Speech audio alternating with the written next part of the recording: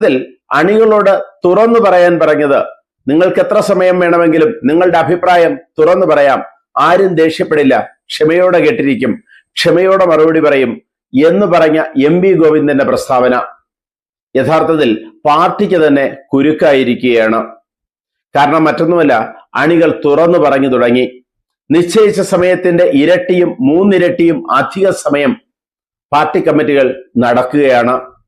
കേരളത്തിൽ ഇങ്ങറ്റം തിരുവനന്തപുരം മുതൽ ആലപ്പുഴ മുതൽ കണ്ണൂർ വരെ എടുത്താലും കാസർഗോഡ് എടുത്താലും ഇത് തന്നെയാണ് അവസ്ഥ. തുറന്നു പറച്ചിൽ കൊണ്ട് നേതാക്കൾക്ക് പൊറുതി മുട്ടിയിരിക്കുകയാണ്. തുറന്നു പറച്ചിലിന്റെ കൂരമ്പുകൾ നേരിട്ടേൽക്കുന്നത് സംസ്ഥാന സെക്രട്ടറി MP ഗോവിന്ദനും മുൻ മുഖ്യമന്ത്രി പിണറായി വിജയനും തന്നെയാണ്, ഇപ്പോഴത്തെ പ്രതിപക്ഷ നേതാവ്.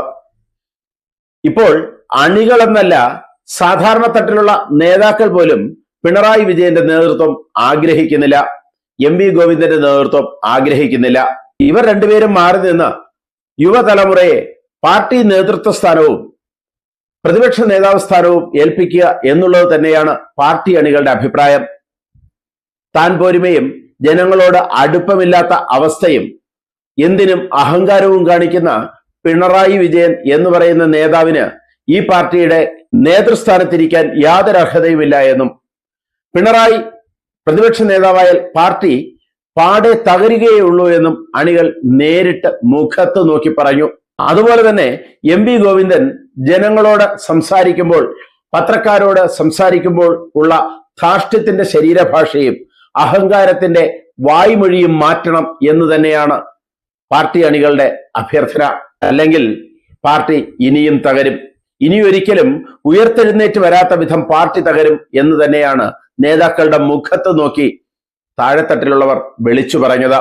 തോൽവിക്ക് കാരണം ഒരിക്കലും ഭരണവിരുദ്ധ വികാരമായിരുന്നില്ല എന്നും അത് യഥാർത്ഥത്തിൽ പിണറായി വിരുദ്ധ വികാരം മാത്രമായിരുന്നു എന്നും അണികൾക്ക് പറഞ്ഞു മനസ്സിലാക്കേണ്ടി വന്നു നേതൃത്വത്തെ. എന്നാലും നേതാക്കൾക്ക് അത് മനസ്സിലായിട്ടില്ല എന്ന് വേണം കരുതാൻ. എന്തും തുറന്നു പറയാം എന്ന് നേതൃത്വം നൽകിയ വാക്കിന്റെ പുറത്താണ് ഈ തുറന്നു പറച്ചിലുകൾ. നേതാക്കളുടെ പേരെടുത്ത് പറഞ്ഞും വീഴ്ചകൾ എണ്ണിപ്പറഞ്ഞും വിമർശനമുണ്ടായി. സാധാരണ ജനങ്ങളോട് അടുക്കാത്ത, സാധാരണ ജനങ്ങളിൽ നിന്നും അകന്നു നിൽക്കുന്ന പിണറായിയൻ ശൈലി മാറ്റണം. അതേ വാക്ക് തന്നെയാണ് ഉപയോഗിച്ചത്, പിണറായിയൻ ശൈലി മാറ്റണം.